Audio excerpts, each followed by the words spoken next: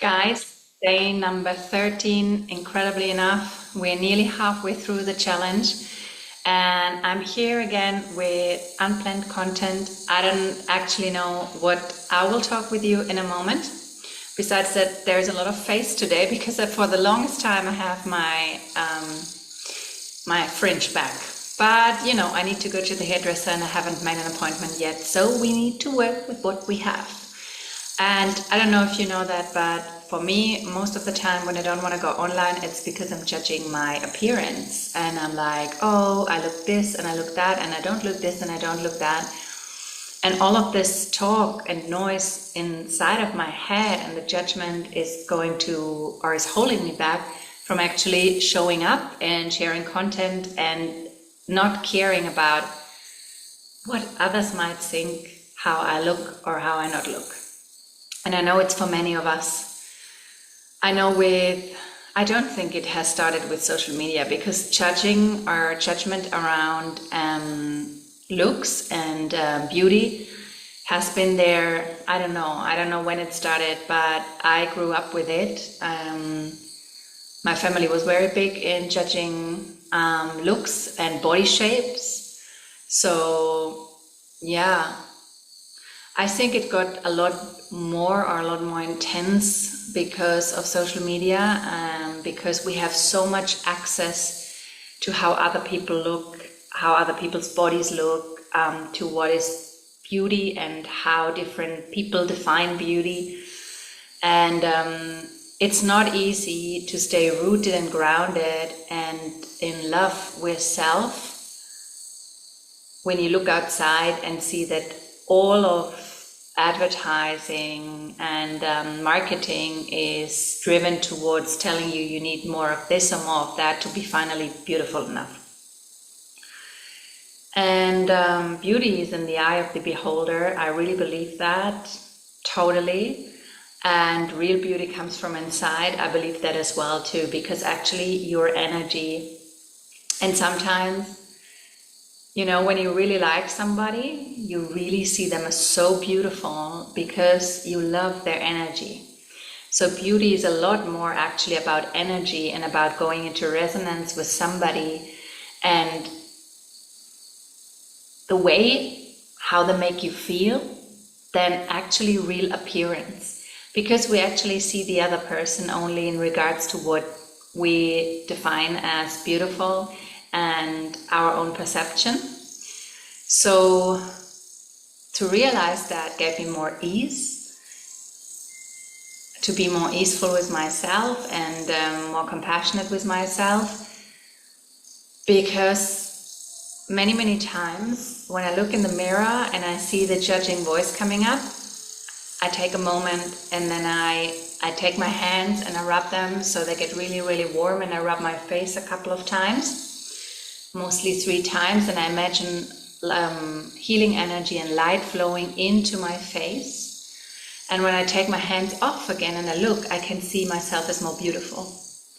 So maybe that helps you. I invite you to become more humble and more loving and more caring with your face and your body, because everything is changeable.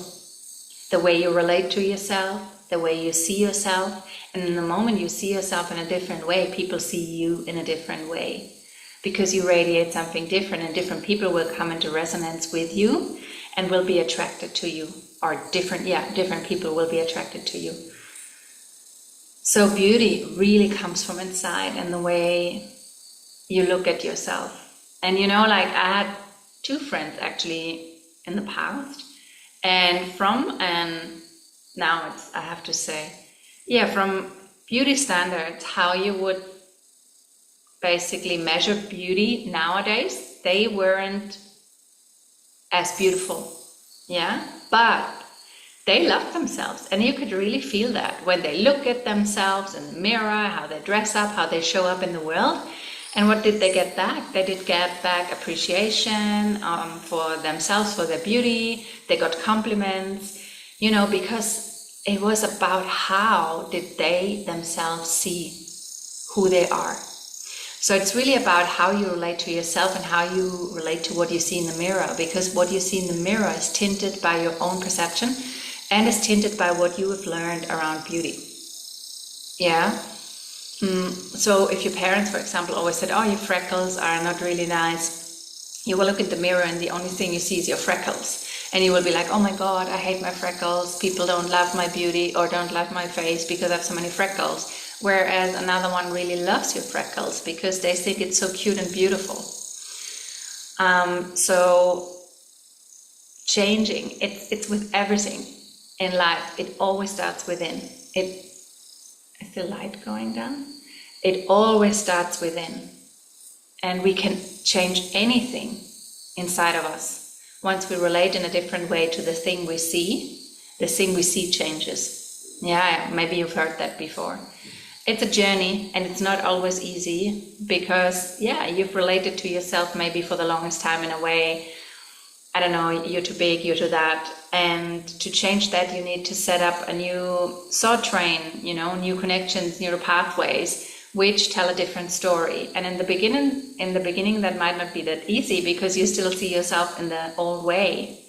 But if you keep on going, if you keep on showing up in front of the mirror, and whenever you have a negative thought about your body or your face or whatever, which is your body, you just imagine you bring that thought up in front of your mind's eye. You can even write it down, and then you cross it. You say, okay, this is what I believed for the longest time, but I choose different today. Yeah, and then you imagine that thought, that belief of yours float out of the window, float whatever down the waterfall, and then you choose a different thought. I choose to see my own beauty. I choose to see my radiance, my glow. I choose to see that I'm lovable. I choose to see that I'm attractive. I choose to see that I'm magnetic. Whatever it is. And you repeat that over and over again until you rewire how you see yourself. Yeah, this is how the process goes. And it works. It truly works. I know it from myself. I know it from my clients. It's an ongoing journey, So compassion and patience are really, really important along the road, because many people give up after a short while because they feel there's no change happening. But it's the long run. It's not the right thing, what I want to say. Long-term game that changes. You need to stick with it until you see the small changes, the subtle changes, and then honor yourself and be like, wow, I can see success, I can see changes, I can see that I'm moving forward. And then celebrate yourself, be proud of yourself, because you're doing the work. You're actually moving forward, you're actually changing. And when you change, you're an inspiration for your surrounding, and you might inspire other people to change too. And that's basically what it's all about. That's the journey here. And wow, I thought I don't have a topic to talk about today, but there's always a topic, life is always happening.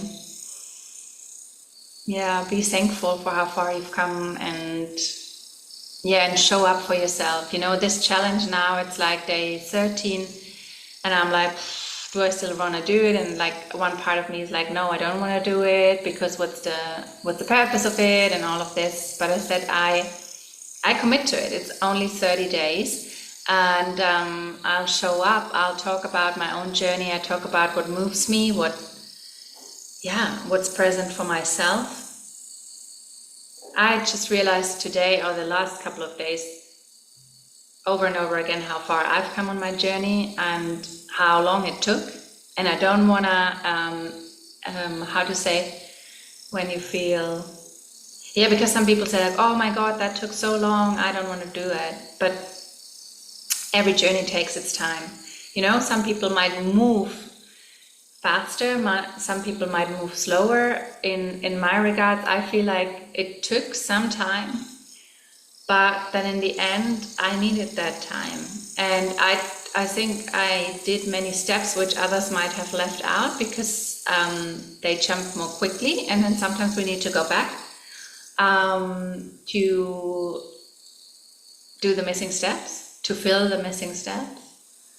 And yeah, it's that being proud of yourself, acknowledging how far you've come, where you have started years ago or even a year ago, and how far you've come right now. And yeah, look out for that. Look out for things that you can be proud of for yourself, about yourself.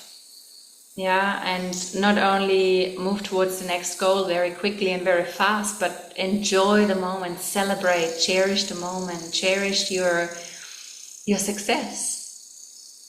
And I said, no, it's no mosquito. I thought it's a mosquito, but it isn't, because we had heavy rains today. Even so, we're not having rainy season anymore, but it's more rain. It's funny, like, I don't know if I shared that here, but years ago I was teaching yoga and I met a lady called Ursula, and she connected me to a guy in Germany, and we had a call, and it was very interesting because he said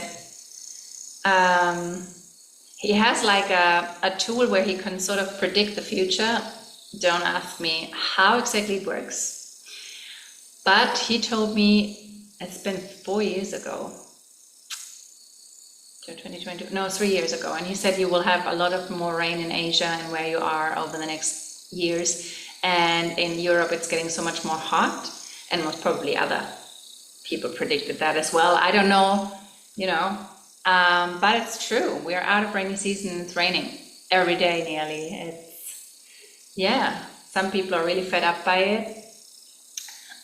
What I love about it is when I walk and I see the heavy rain clouds stuck in the mountains. Oh my God, when I see that, it excites me so much. It's like that mystical feeling. And I lived in Scotland, and I love that. It has something beautiful for me, something cozy, mystical.